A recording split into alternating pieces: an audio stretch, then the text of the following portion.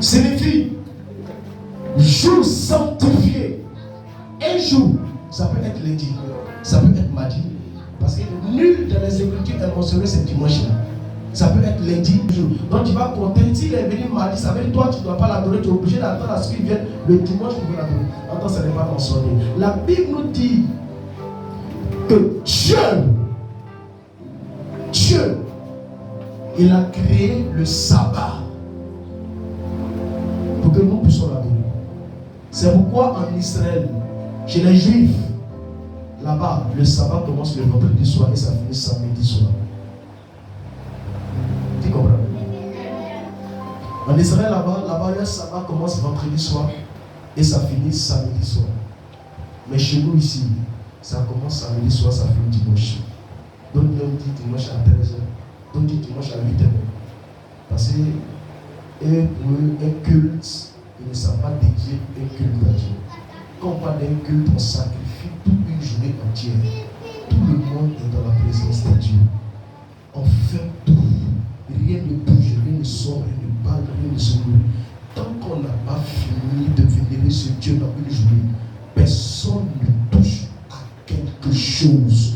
Celui qui touche est puni de mort. On le tue dans le peuple vif. Parce qu'il a violé la loi. C'est pourquoi il a pris les hommes comme chez les musulmans.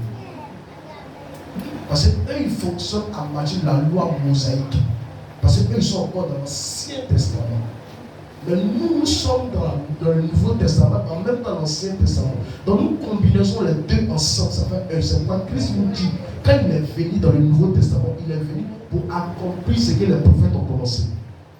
Mais eux, ils sont focalisés ici là-bas. C'est pourquoi eux, le Nouveau Testament, eux, il y a toujours un problème entre eux et nous. Parce qu'eux ne pourront pas ça. Donc ils sont toujours là-bas. Donc le sabbat, en hébreu, signifie repos. Officiellement, mon but. Là, interdiction de tout travaux. Amen. En d'autres termes, sabbat signifie alléluia. Ça veut dire un temps où on arrête tous les travaux. Amen. Un temps où on arrête tout. Gloire à Jésus. Et nous allons aller dans les Écritures. Maintenant, tu vas noter. Parce qu'aujourd'hui, nous allons parler de sabbat. Vous voyez, mon sécurité, il est venu faire le sabbat. Il est venu au sabbat. On n'a pas dit sabbat qui veut dire chaussure. On dit sabbat. S-A-2-B-A-B. On n'a pas dit S-A-B-A. Vas-y. Exode 20, verset 8 à 11. Vas-y. Exode 20, verset 8 à 11. Lis ta parole. Souviens-toi du jour du repos pour le sanctifier. Oui, oui. Tu travailleras 6 jours. Vas-y. Et tu feras tout ton ouvrage. Mais le 7e jour est le jour du repos de l'Éternel. Ton Dieu. Tu ne feras aucun ouvrage. Ni toi.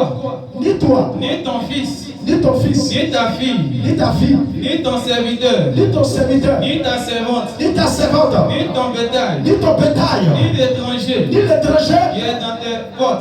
dans tes portes. Car en 6 jours, l'Éternel a fait les cieux. La terre. Et la mer. Et tout ce qui est contenu. Et il s'est reposé le 7e jour. C'est pourquoi l'Éternel a béni le jour du repos. Et l'a sanctifié. Et il a sanctifié.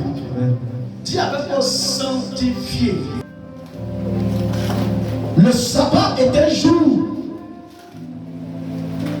Quand on parle de sabbat, le 7e jour, la Bible n'a nulle part la Bible a mentionné que c'est dimanche. C'est ça.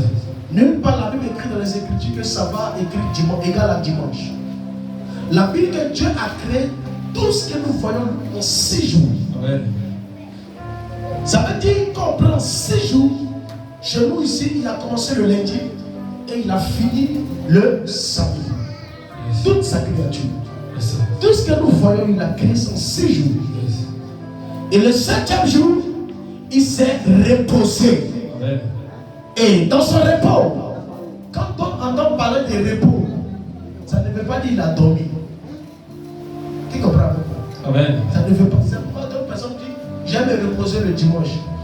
Quand tu dis que j'aime me reposer le dimanche, là, ici les gens ont modifié la chose. Ça veut dire que je vais dormir de matin jusqu'au soir. Mais c'est pas ça. Quand pas j'aime me reposer le 7e jour, le 7e je me repose, ça ne veut pas dire que tu dois dormir. Yes. Ça veut dire tout ce qui concerne ton intérêt n'a plus de valeur. Amen. Qui comprend quelque chose? Amen. Tout ce qui concerne, je répète, tout ce qui concerne toi, ton intérêt, n'a plus de valeur. Ça devient maintenant un intérêt divin. C'est-à-dire cet intérêt-là, ce n'est plus maintenant toi. C'est-à-dire toi maintenant tu travailles pour le divin. C'est-à-dire tu choisis ce jour-là uniquement pour obéir et pour respecter les principes divins. Yes. C'est pourquoi la Bible dit le 7e jour, il était obligé de se reposer lui, de l'ouvrage de ses mains, afin de bénir tout ce qu'il a créé. Amen. Ça veut dire d'apporter une bénédiction dessus, afin que ce qu'il a créé, elle maintenant à son tour, le 7e jour, elle commence aussi à faire lui sa volonté. Parce que lui ne fera pas tout. Il fera lui sa part. Pour que nous qui l'a créé, nous aussi on fera aussi notre part. Amen. Et c'est notre part. C'est notre part que nous devons faire. C'est ça, il nous dit, ça serait un jour qui est consacré pour lui. Ça ne sera pas un jour qui est consacré pour toi. Donc quiconque viole sa loi, il est frappé de mort. Et il attribue sur lui une malédiction générationnelle. C'est pourquoi il a donné cette instruction au peuple d'Israël. Et à Moïse, il faut leur dire que de la manière que moi j'ai travaillé pour vous 6 jours, je n'ai pas été ingrat. J'ai respecté les travaux que je devais faire pour que vous, quand vous allez venir, vous serez à l'aise. Maintenant, à mon tour, afin que vous aussi, que j'ai créé, vous devez aussi travailler pour moi. Vous devez aussi me montrer que vous êtes mes créatures. En fonction de ça, obéir à mes lois et respecter mes ordonnances